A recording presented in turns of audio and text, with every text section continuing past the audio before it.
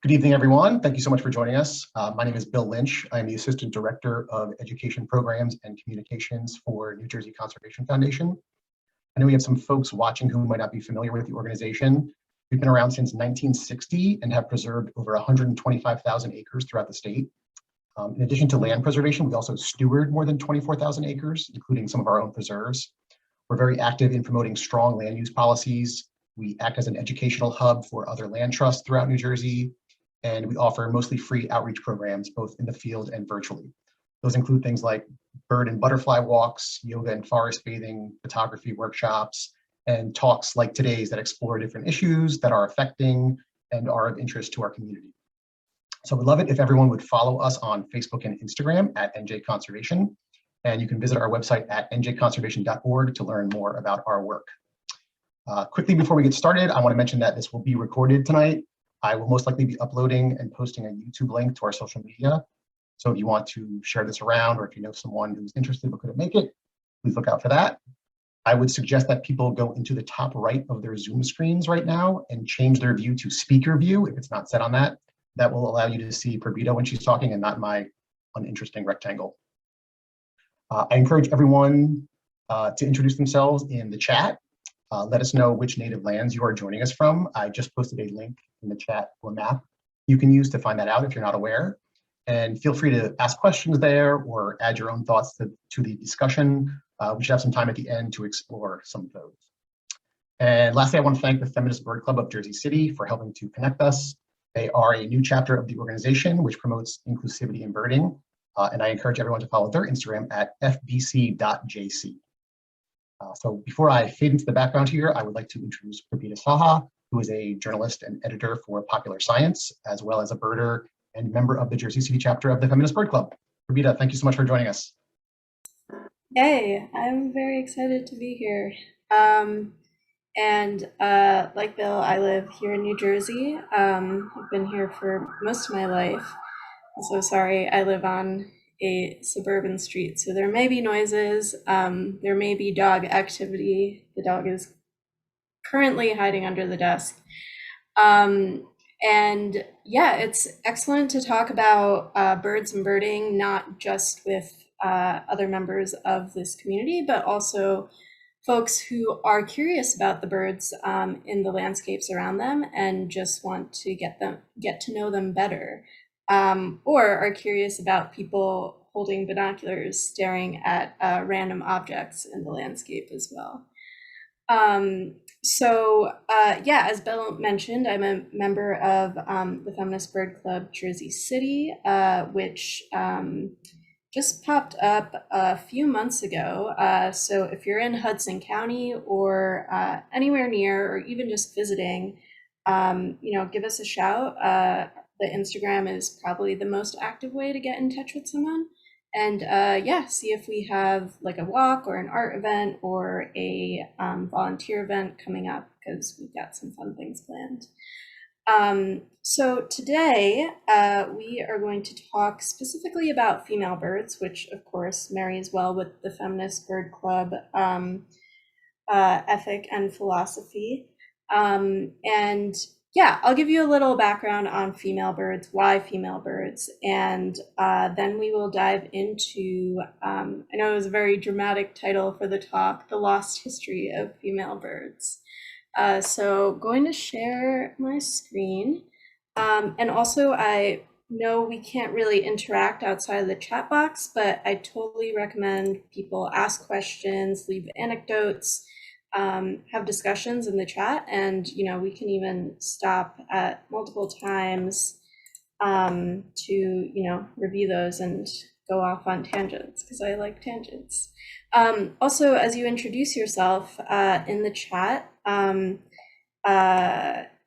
addition to the land recognition, if you want to share, if you could be a bird, what bird would you be? That would be fun. Okay, so should I set this up first? Here.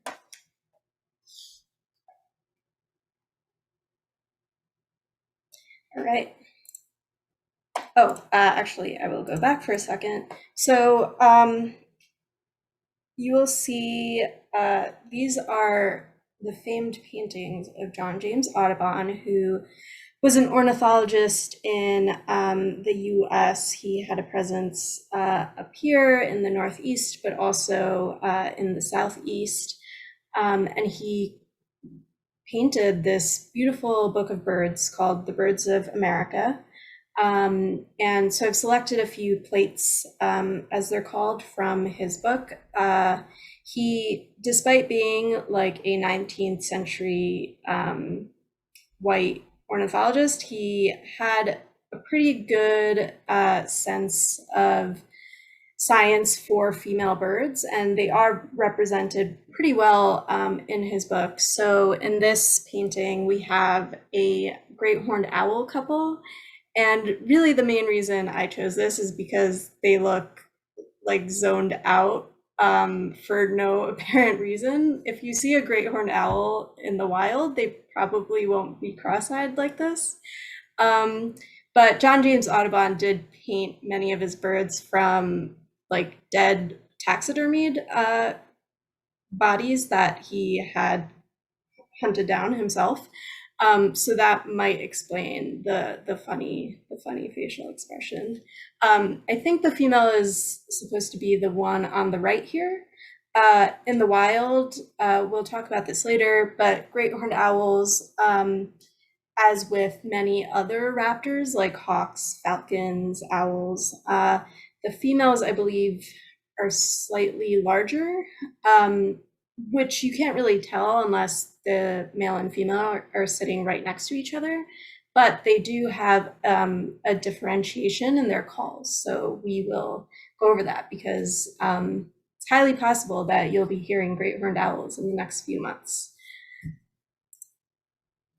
Okay, so seems like a silly question. What are female birds? Of course, you know, with birds and any other organism, you're going to have your two sexes. But the reason why I pose this question is because there are a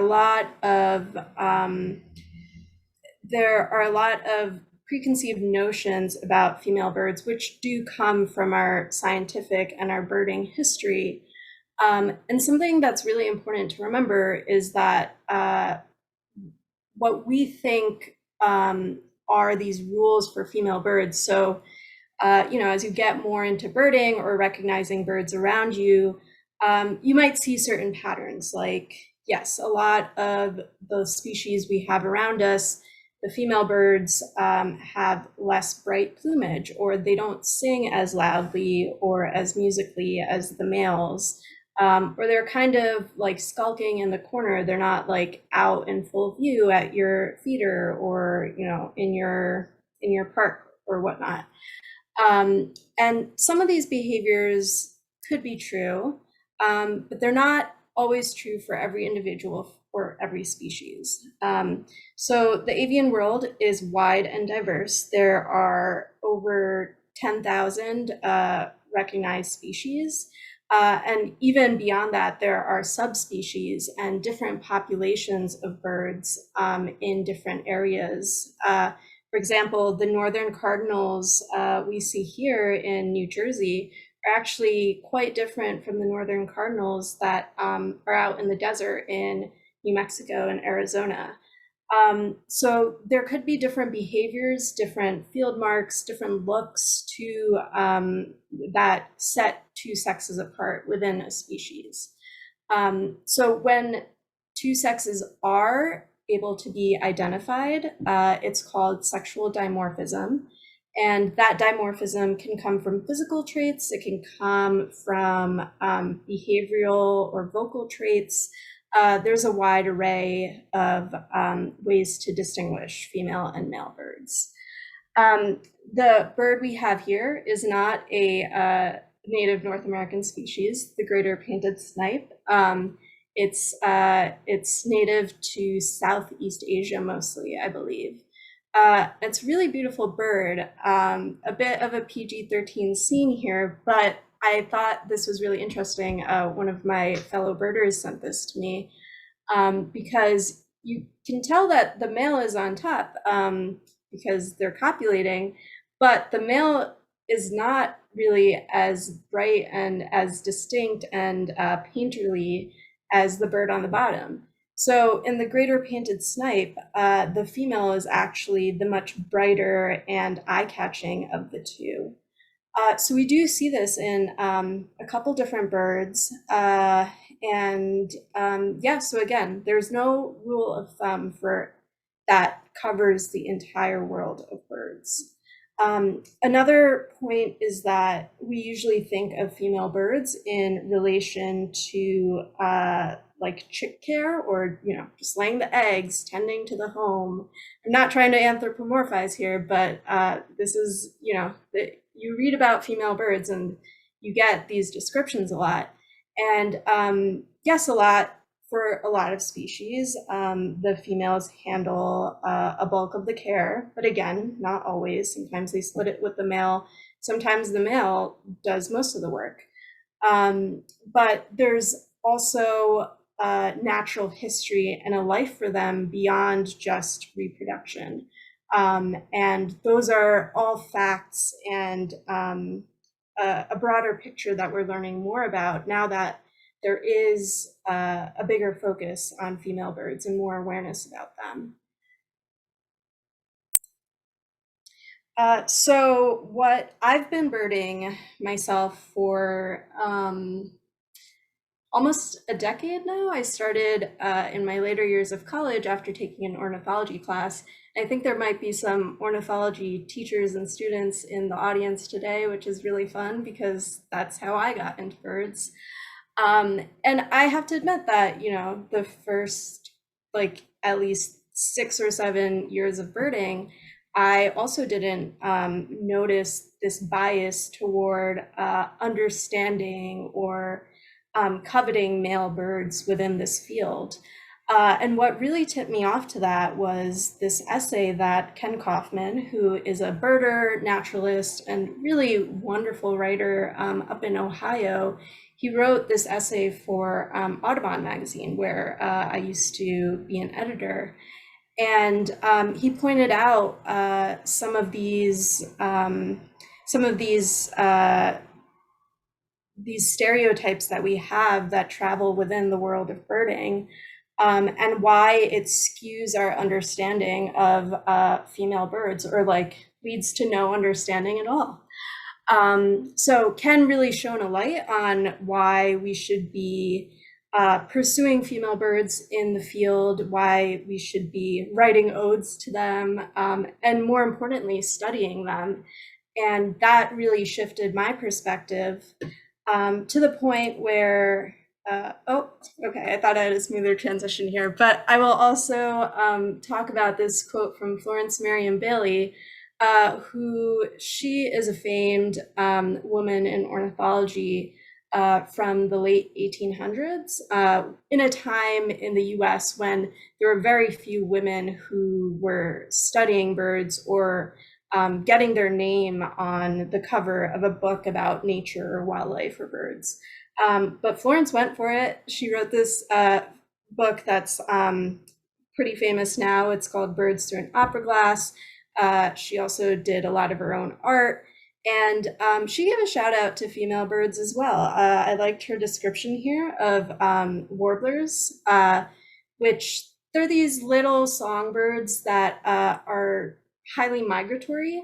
So at least here in New Jersey, we get treated to tons of species of warblers that we wouldn't otherwise see in other seasons, specifically in spring and fall when they're migrating through. And again, it's the male warblers that really spike your adrenaline levels because they're easy to identify. They've got the bright colors. They're sounding off everywhere. And a lot of the females in the different species are just brown or yellowish, and they're just a challenge to identify, so they often get ignored. But again, Florence gave them a shout out. She also talked about how the common names we learn for birds, they're often based off the descriptions or the physical view of the male birds rather than the female birds. And we'll talk a little more about this later. But it is a little confusing when half of the individuals in a species don't even look like what the name is describing. So, but going back to how I got into trying to gain more knowledge about female birds. So after reading this Ken essay, a few of my colleagues at Audubon and I, we went and did the World Series of Birding down in Cape May, New Jersey. And this is a yearly event where teams basically gather for 24 hours to count as many species of birds as they can within a geographic area. So me and my two teammates, Martha and Stephanie, we knew we had no chance of really competing. I mean, the groups that get in the top, you know, the top 3 or whatnot, they scout for weeks. They don't even stop for food. They have like Monster energy drinks lining the bottoms of their vans. It's a whole sport. And so Martha, Stephanie, and I decided to put a little twist on the competition, and we decided to only count female birds that we could identify. We learned a lot. We only ended up with like 30 species compared to, you know, like 100, 110, 120 that some of the winners got. And it was just, we had our bucket list of birds that we thought we could get and easily identify the females, but it just didn't pan out. But what it did was it propelled us to make this a daily practice. Like every time we were to go birding, we would start looking for female birds, and not just look for them, but also try and note details about their behavior, about their interactions with their surroundings and with other wildlife around them, and just try and get a better understanding of what defines them, because that understanding is not very strong just yet. So it basically evolved into us forming what's called the Galbatross Project. And for the past 2 years, we've led this effort to get people to go out and look for female birds on Memorial Day weekend, hashtag Female Bird Day. And that has ended up with us doing ID workshops on female birds. So this talk tonight is actually pretty different because we're not just focusing on how to identify females from males. But yeah, this is what we do now, and hopefully people will be asking more of this, not just from us, but others who, you know, go out and pursue female birds and learn other things, because there's a lot of science out there that hasn't been found yet. So. Okay, so a little nod to the title of the talk. Like I said, I am a writer, so I amped up the drama there. And I have to say that Lost is probably not, I mean, these birds didn't get lost. They were always there. They were just understudied and underappreciated. So even when ornithology started taking off, and I should give a disclaimer that most of the things I talk about today are going to be limited to the US, to North America, because while a lot of like birding practice is defined by the science and the field notes that we have from the US and from American ornithologists or European ones, there is probably a great deal of knowledge in local communities across the world that is just untapped or like not put in an official document. So while I might say that the understanding of female birds is relatively new here in the States, that could be very incorrect in many in Mexico or Colombia or even India. I wish I had time to go look at some of the historical records in Indian ornithology. But yeah, maybe for the next talk. So I think it's very important to know that this is the history of North American ornithology and birding, not worldwide. So how did female birds escape notice? They were noticed. It's just they were pigeonholed into those roles that we talked about earlier.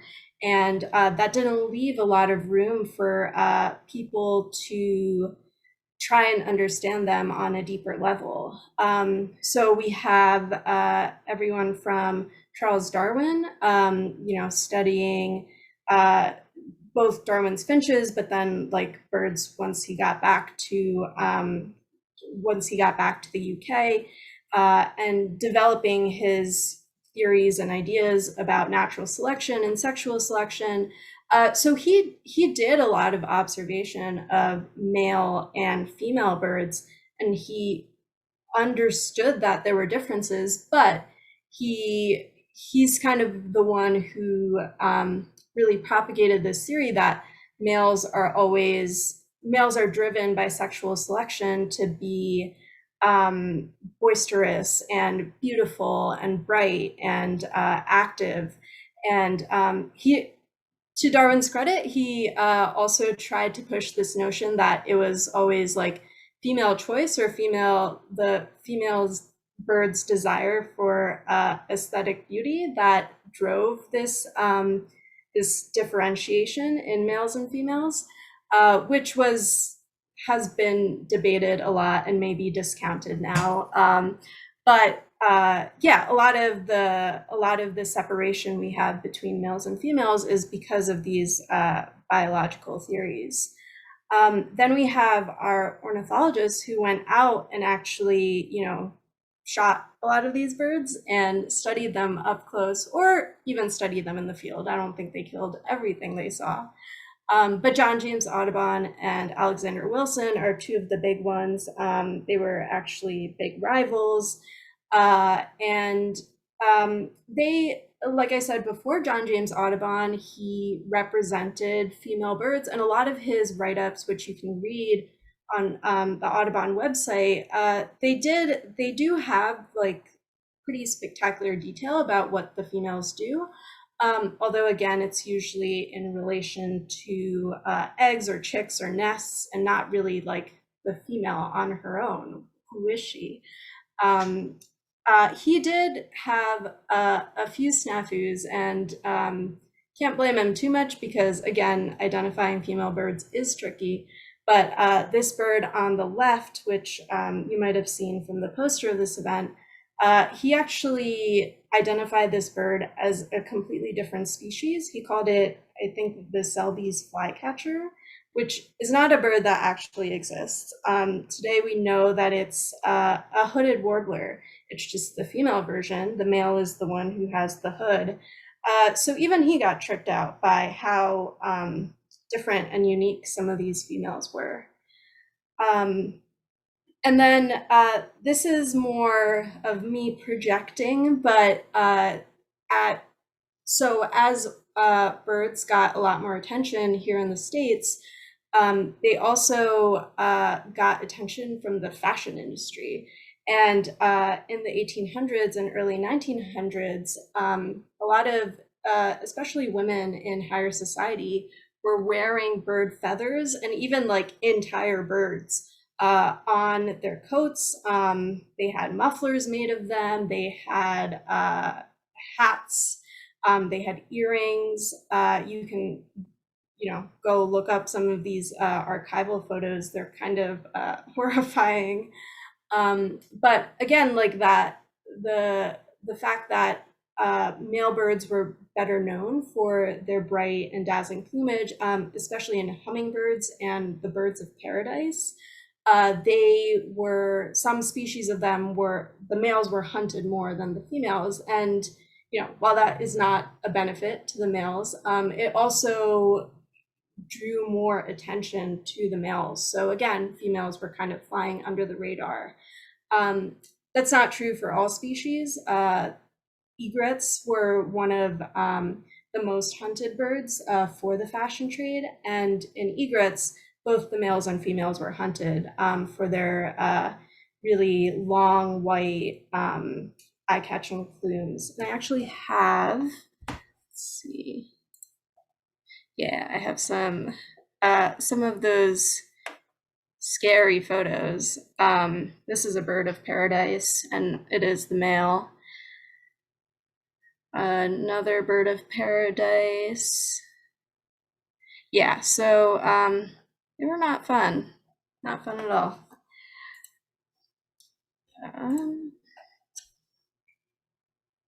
Okay.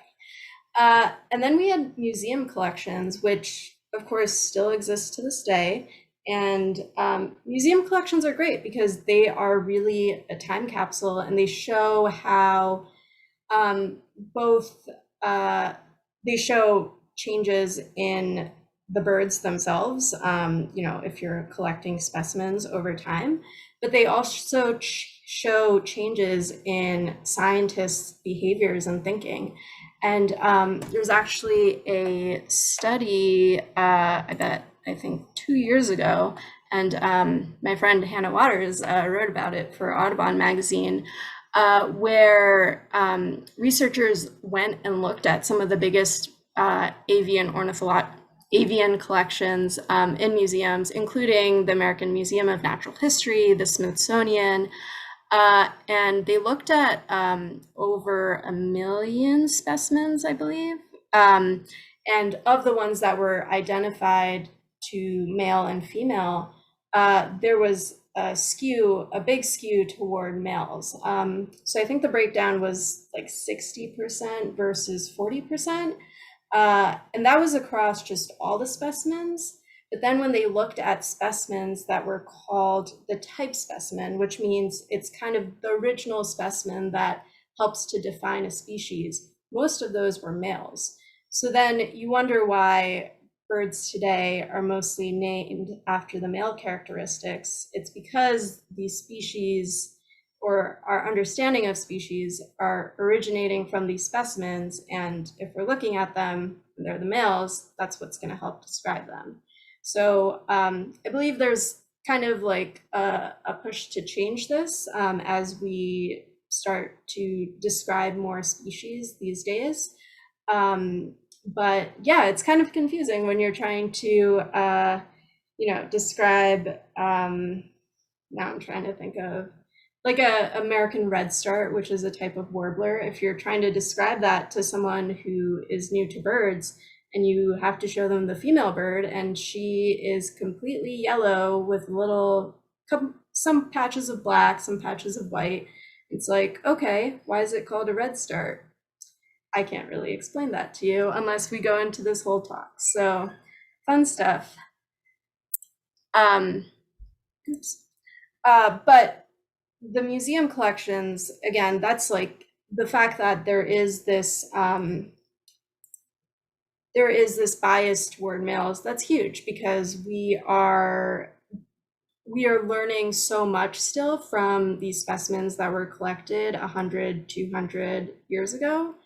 And yeah, unless that breakdown of male to female changes in the collections, where scientific findings are going to continue to be biased toward males.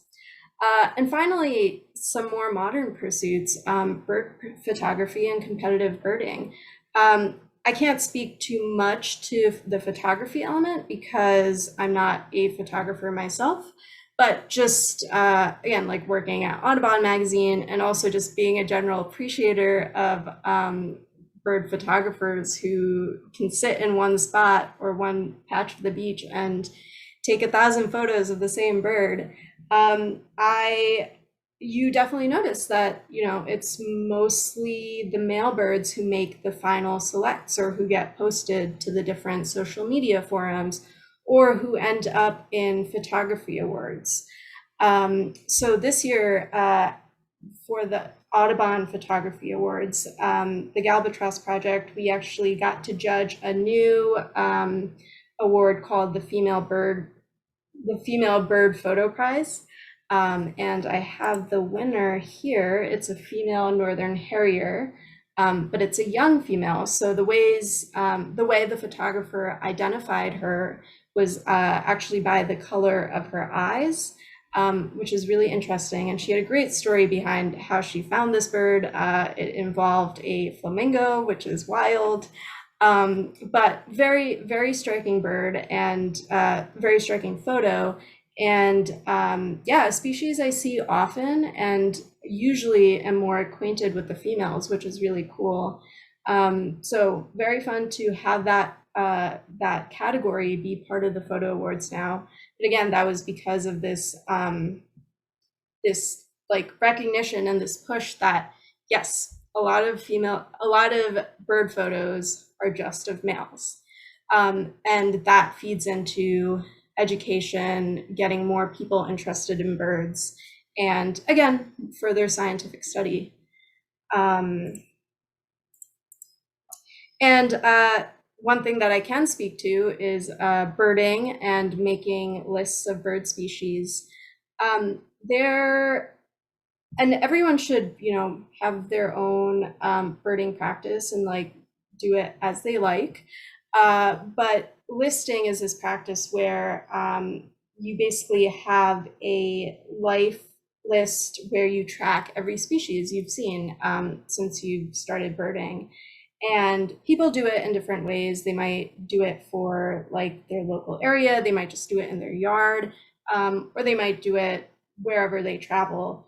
But the main practice is that you tick off a species as soon as you see like one individual.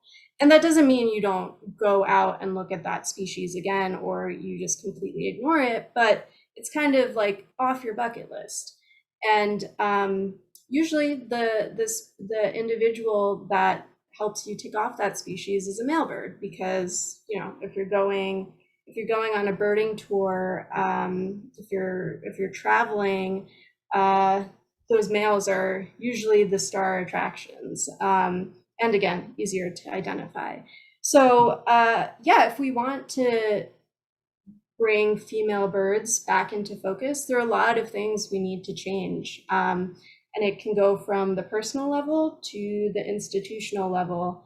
We can't change history, but we can, try and find like interpret it in different ways, which is what we're doing tonight. So it's fun.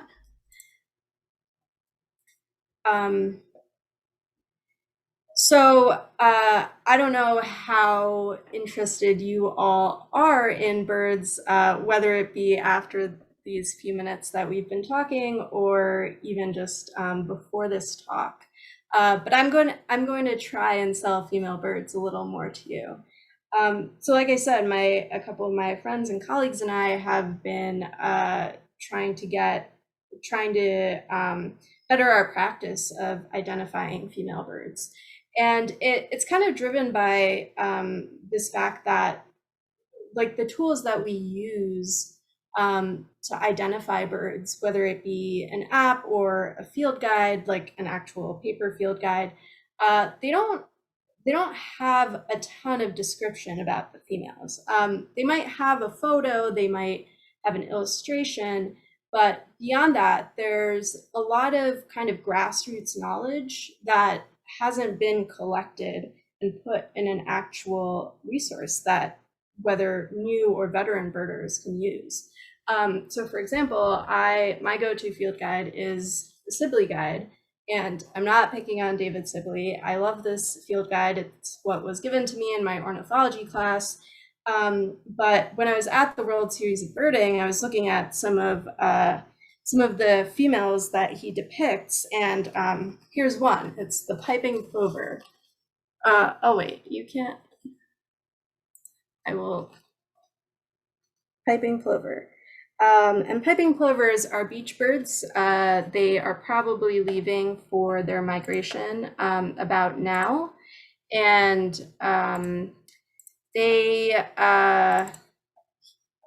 sorry, I'm gonna put this back up. They are sexually dimorphic, meaning if you know what to look for, you should be able to identify a female from a male. So in the Sibley Guide, there is a painting of a piping plover female, and the description just says slightly dapper, and that's the only clue you get. When in reality, there are a few differences between the male and the female. The male has like this super dark, contrasty eyebrow. It has a little more black on the beak. And then, of course, there are behavioral differences. It's possible that the females use the habitat differently. They interact with the beach community differently. But you don't get that picture from a field guide.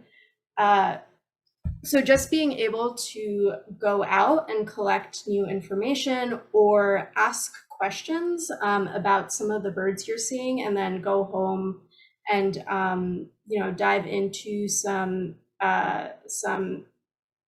bird encyclopedias online and be able to find those answers.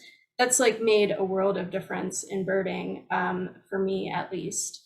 And then there's a huge conservation benefit to better understanding female birds.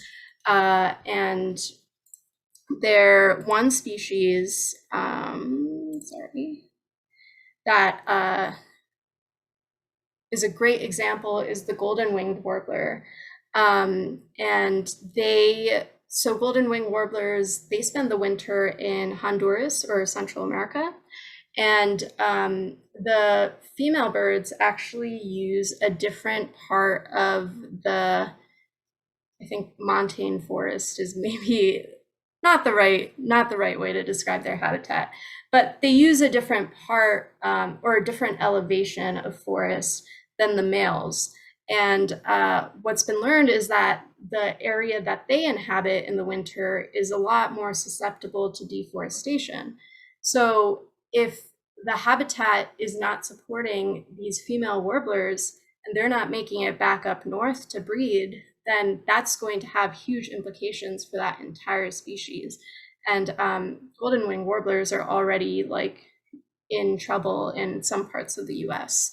So just understanding that little nuance in what's going on with the female birds in winter, like that, for all the people who are trying to conserve that species, that like changes the game for them. And we could do this for so many other species if we try and study those differences, both on their breeding grounds, on their wintering grounds, and also the in-between grounds, the migration areas.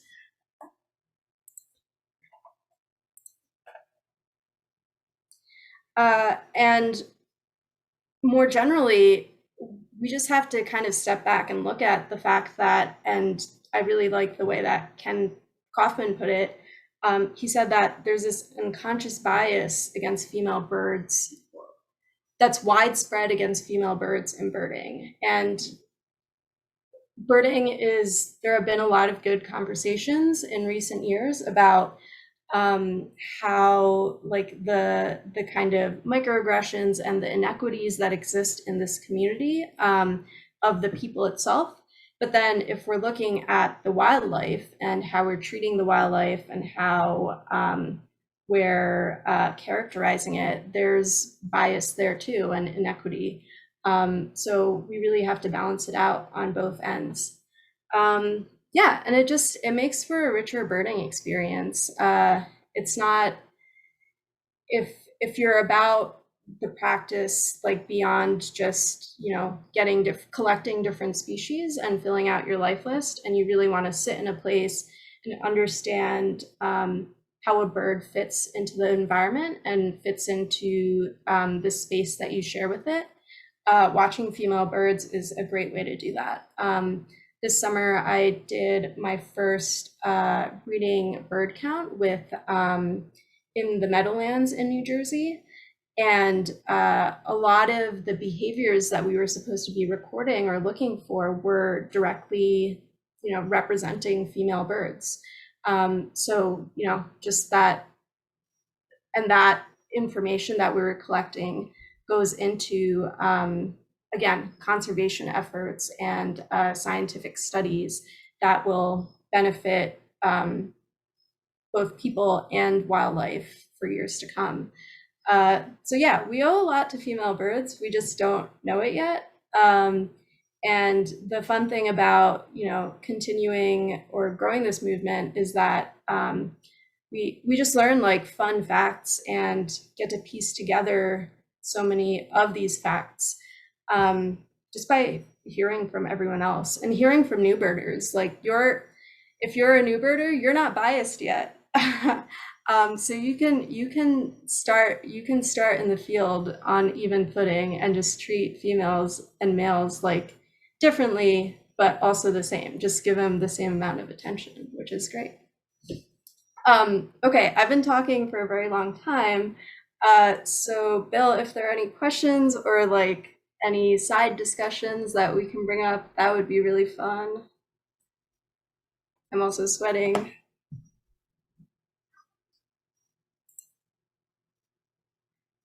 I'm also looking at the chat. Okay. Oh, Bill says his screen froze, so I will cover his end for now. Sorry, I'm starting at the bottom, even though I know that's unfair. Ginger asks, can we tell the difference between female warblers and first-year males in the fall? Yes, this is a very relevant question right now because we are seeing usually the first-year males, which are the birds that were born, I believe, just this summer. They will be kind of the stragglers who fly like later in the season. But yeah, they do get mixed in with the females. And because the first year males are not in like their adult male plumage, they look very similar. But there are usually like very subtle differences. So like with American redstarts, I believe we've talked about this before. Males will have like the young males will have a lot more black coming in, like basically the like early hints of that all black outfit that they wear as an adult. So yeah, you should be able to find like some of those differences in like if you know a warbler expert, or there is even a book called The Warbler Guide, there might be some differences in the under tail feathers. You should be able to find like those very little field marks. But again, it doesn't all have to be like by what you see, like in the bird's feathers. You could also look at differences in what they're doing, how they're foraging, how they're vocalizing.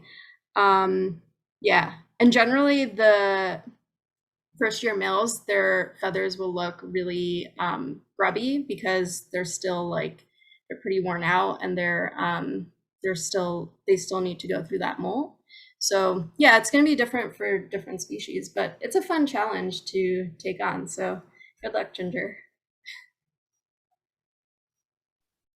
Bill, I just started at the bottom of some of the questions. Yeah, sorry about that. No, that's okay. And also, if there's anything you want to flag or talk about, please bring it up. Sure. Yeah, I was able to listen. For some reason, my screen just wasn't showing anything for the first time in like 650 Zoom meetings this year. It happens now. Yeah, I had a question actually about the greater painted snipe. Is there any prevailing theories on why the females are the more painterly, colorful ones in that species and a few others? So I don't know a ton about that species, but phalaropes, which they're another kind of shorebird. They look a little similar, but they are quite different. And we have a few phalarope species in the US. They are similar. So like the female is the more colorful one. She actually does all the mate choosing. So she gets to the breeding grounds first. She has to compete for the males, and she'll actually mate with multiple males. And then once she lays her eggs, she's out of there, and she like leaves for the winter grounds. And the males actually take care. They incubate the eggs and they hatch them. So I'm not the greater striped snipe or painted snipe. It might be similar in that regard, but it's kind of it seems like it's defined by the actual breeding strategy, which probably doesn't answer your question much. But yeah, no, that's interesting, and I wonder if people have studied that and have theories and have hypotheses about it. Yeah, Vinny had a question about that as well. He asked if the male snipes are the ones that nest. Maybe that would explain some of the camouflaged coloring. Yeah, so we have snipes here. We have one species of snipe here on the East Coast, and I'm pretty sure it's the females who nest because they're pretty similar to the American woodcock too. And in American woodcocks, it is the female only who nests and leads the young, I believe. So yeah, I don't know how related these two species of snipe are, but I don't know where it got reversed. That's there are some ideas that like, for some species or even groups of birds, they may have started out where the females were the more colorful ones or the fancier ones, or at least as fancy as the males, and they could have lost that throughout time.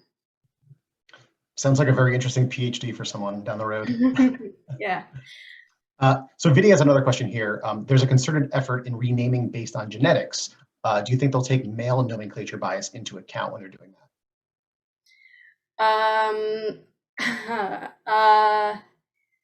so I guess renaming through genetics, that would mean like that we would just have like we would be splitting or combining a lot of species. Yeah, I think the movement is getting away from naming birds after maybe some problematic ornithologists of the past. Right. Okay. Yeah, I see what you mean. Yeah, I mean that could help in terms of it not just being like the name just being a superficial description of the bird, which usually like Latin names are not. I know some people are proponents of like having the bird's name reflect its locality a little more, which is tough because birds move around a lot. But yeah, I mean, they still have like attachments with certain cultures and landscapes. So yeah, I don't quite know the answer to that question, but that would be great if both of those would go away. That's what I was thinking. I don't know either, but it sounds nice. Mm-hmm. Um, Someone asked about the gender bias in falconry and hawking, and if you had any familiarity with that, where females are preferred to males because of their size. Yeah, I was hoping to do a little research on that. I mean, the thing I thought most of was yeah, like just from my personal experience of watching falconers at festivals or even reading H is for Hawk by Helen McDonald. She is a female, I think goshawk it is. Yeah, I feel like there are more female raptors represented in falconry. I didn't realize it was only because of the size, but that makes sense. It's hard to tell if that like falconry kind of feels pretty separate from ornithology and birding just because like they have it's such an ancient practice and they have like their kind of community and their norms, and like most of these birds are captive bred over generations, so it's hard to see like where it connects to the wider like scientific landscape. But I think that would be very neat. I think it's still a mystery to why like female raptors are usually the larger ones. And some of the info we do have about that comes from falconers, which is, yeah, Hmm. it's helpful. Cecilia asks if you know of any transgender fluid or non-conforming authors who are writing about these kinds of things. Ooh, that's there was, so I can drop in a link to this article. I was going to show it off, but I forgot. So this, I will say that this article focuses on like women being like the primary authors, at least on like academic papers. But one of the points that the scientists who wrote this article made is that we're seeing a lot more research on female birds now. And even though like we can't know if there's a direct relationship, there's also the fact that there are a lot more like female ornithologists and female grad students in ecology programs. And they're doing a lot of this research, especially on female birdsong. Like that's been a whole initiative, and it's been led by women ornithologists at Cornell and other institutions. So yeah, like there does seem to be a connection there, and hopefully like we go beyond just the male female representation, and we also see like a broader gender spectrum. Yeah, but I don't know of any specific authors who are writing like about female birds, but I would like to know. So thank you for that. Thank you for instigating that. I will look into that. If anyone else has any questions, pop them in. We're close on time. There's a lot of H is for Hawk discussion going on in the chat, so I think we sold a couple copies of that book. Someone asked if there's a female bird artist competition. I don't know of any specifically, but I do know like quite a few artists I follow on Instagram. I have done some really beautiful prints on female birds. And actually the Feminist Bird Club, they release a patch every year, and they hire like a bird artist for it. And I know this year's is a female yellow warbler. I don't remember the name of the artist, but yeah, I think if you get into like bird art Instagram, you'll find those people. That's great. Do you want to talk a little bit before we go about how people can follow along with the Feminist Bird Club? Other than the Instagram, like how can we support the group? Yeah. I don't want to go. I'm not like a leader of the Feminist Bird Club or Feminist Bird Club Jersey City, so like I don't want to speak out. Like I don't know exactly like what the specific goals are.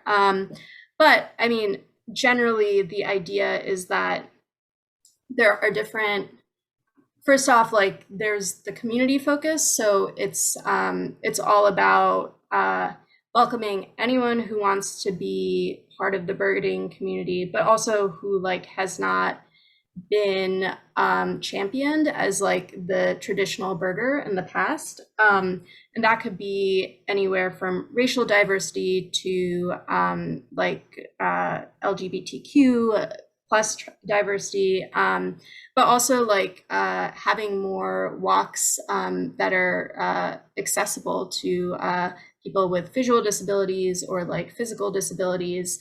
So I know like Birdability, that's the big accessibility movement. They're leading a bunch of different programs in October, and Feminist Bird Club Jersey City was talking about syncing up with them.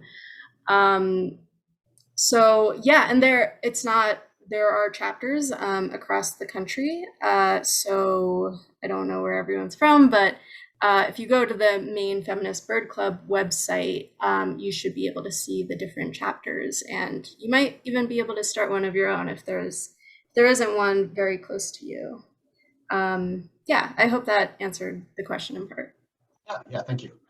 So we have one more question, and it's a big one that maybe we don't have a lot of time for. But okay. Annabelle asked, could you explain more about the importance of females in the evolution of bird species? Okay, say that one more time. The importance of females in the in the evolution. evolution of birds? Oh, that question can be diced in many different ways. I mean, there's the big question of going back to sexual selection. That is still, there was a Yale ornithologist, Richard Prum, who wrote a big book about this. Again, like we think we know what sexual selection is now, and it's that, the traits that are showing up in the competitors, so mainly males in birds, those are showing like the sign that they can survive longer, they are fitter. But then there's this like hulking question of, okay, but is it also because the female just likes those attributes? And people often go back to the birds of paradise for this, just because they have so many different ways of mating and wooing during their rituals. So there are some big questions like that. The female birdsong question is really interesting because while a lot of songbirds, or many songbirds here in the US, we think the females don't they don't sing, like they call, but they don't sing. But tracing back like their evolutionary roots, some of the ancestors of these birds, it seems like both the males and the females sang. So there are ornithologists trying to figure out, where was that lost? Are there more species where the females sing, where we don't know about it? Like the northern cardinal is an example. The females do the pew pew pew calls as well. Yeah, there's a lot of evolutionary question there. There's also a very cool story about Jacobin hummingbirds that came out a few weeks ago, and I'm not going to go into it, but basically the females, they're born with like male blue feathers like the males, and some of them just hold onto those feathers so that they can go in disguise as males and like not be bothered by males like while they're at a nectar feeder or something. And Wow. Yeah, that's just an awesome adaptation or trait that they figured out. So Cool. I think we will wrap it up. Someone asked about the recording again. This is being recorded, so I will have that uploaded to the cloud at some point in the coming days. I'm going to put my email in the chat because some people are posting links and suggestions. So if anyone wants to email me anything, I can spread the word around. Someone mentioned Birdability Week that's coming up in October. It's a little bit higher up in the chat. Freya mentioned that. If anyone is interested. Follow us on social media again, or you can email me directly for the link to send around. Thank you, Purbita, so much again. This was awesome. I hope we can do more of these in the future. And I hope to see everyone out in the field with their binoculars. Thanks, everyone. bye. Thank you, everyone.